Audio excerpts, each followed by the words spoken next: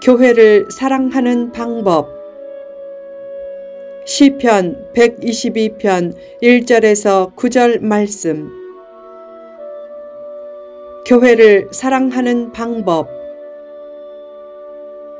구원받은 성도들이 모여 예배를 통해 은혜를 체험하고 하나님의 사명을 감당하도록 하는 전초기지로서 교회는 이 땅의 천국 가정이 되어야 하고 교인은 이 땅의 천국 가족이 되어야 한다. 교회를 힘써 위하고 섬기자라고 하면 교회가 천국처럼 되지만 왜 교회가 나를 위해주지 않고 섬겨주지 않나 라고 하면 교회가 정치판처럼 된다. 교회는 주님의 몸된 전이다. 교회를 사랑하는 것은 하나님을 사랑하는 것이다. 교회를 어떻게 사랑해야 하는가? 1. 교회를 사모하라. 이스라엘 남자들은 1년에 3번 절기 때마다 예루살렘 성전을 찾았다. 그 절기가 가까워지면서 한 사람이 예루살렘 성전에 올라가자고 하자 다윗은 그 말만 듣고도 기뻐했다. 그 고백에는 성전을 사모하는 다윗의 마음이 잘 나타나 있다. 요새 성지순례 의식을 통해 수많은 사람들이 몰려와 순례지가 난장판이 되고 심지어는 사람에게 밀리고 치여 압사하는 일들이 수시로 벌어지는 모습을 보면 무엇을 위한 순례인가 하는 생각도 든다. 그러나 순례자들의 성전을 사모하는 순수한 마음 자체는 소중한 것이다. 다윗에게는 예루살렘이 하나님이 임재하시는 성전이 있는 도성이기에 더욱 아름답고 튼튼하게 보였다. 성전은 이 땅에서 하나님을 만나는 구별된 장소다. 성전에서 하나님을 만나 새 힘을 얻으니 얼마나 좋게 보이고 얼마나 사모하는 마음이 생기겠는가. 교회에 대해서도 그런 사모하는 마음을 가지라. 교회에 올 때 사모하는 마음을 가지고 오면 말씀을 듣기 전부터 은혜가 부어진다.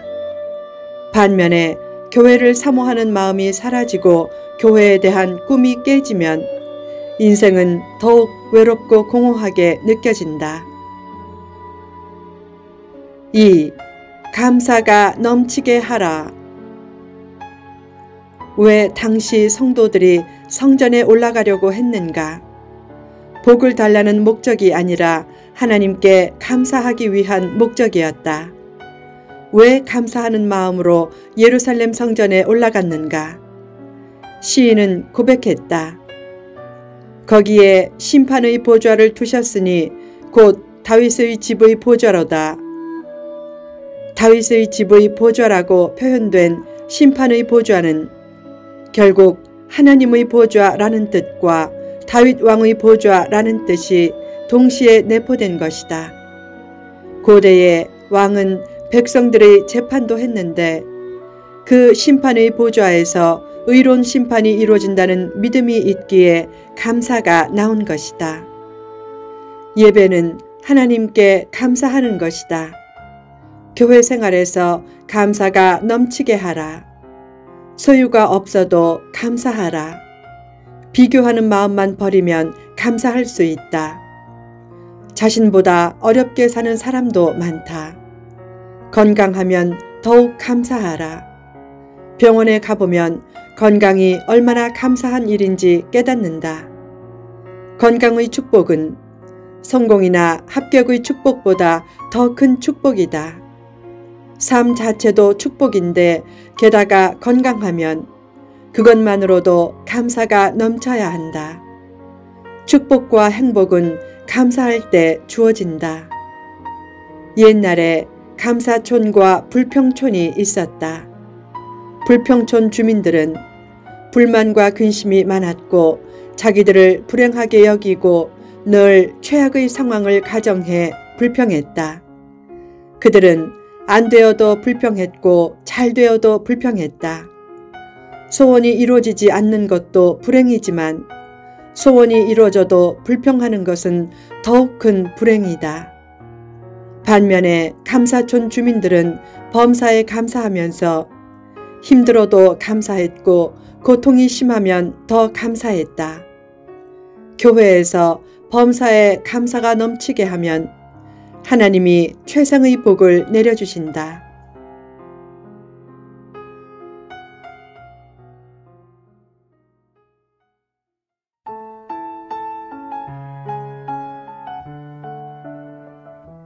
(3) 교회의 평안을 빌라. 누가 형통의 은혜를 입는가?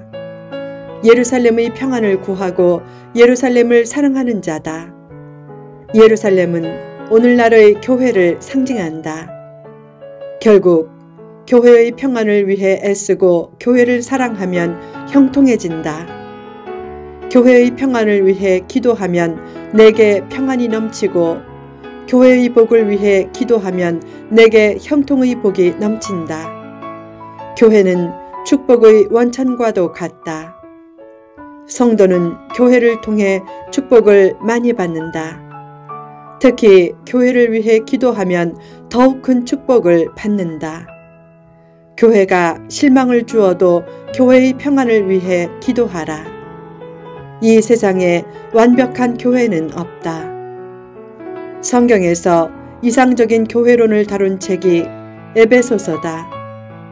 에베소 교회는 사도 바울이 세웠다. 사도 바울은 교회를 세운 후 곧 타지로 떠나 또 교회를 세우는 방식으로 선교했는데 에베소 지역에서만은 교회를 세운 후 약 3년 동안 직접 섬겼다.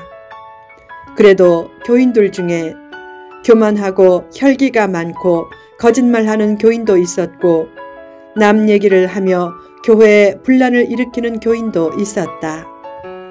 사도 바울이 세우고 직접 양육한 교회조차 문제점이 많았다. 완벽한 교회나 교인을 기대하지 말라. 교회와 교인의 부족함을 이해하라. 교회에 흠이 있다고 교회가 다 타락한 것처럼 매도하지 말고 특히 자기가 섬기는 교회에 대한 비판은 최대한 자제하라. 기본적으로 교회에 대해 비판하는 삶을 앞세우기보다는 교회의 평안을 빌어주고 평안을 꾀하는 삶을 앞세우라. 교회를 사랑하고 평안을 위해 기도하는 사람이 더욱 축복받고 삶의 평안도 넘치게 된다. 4. 교인의 평안을 빌라. 다윗은 자기 형제와 친구의 평안을 빌어주었다. 백성들의 평안도 빌어주었을 것이다. 왜 그렇게 했는가? 그것이 성전을 위하는 길이라고 여겼기 때문이다.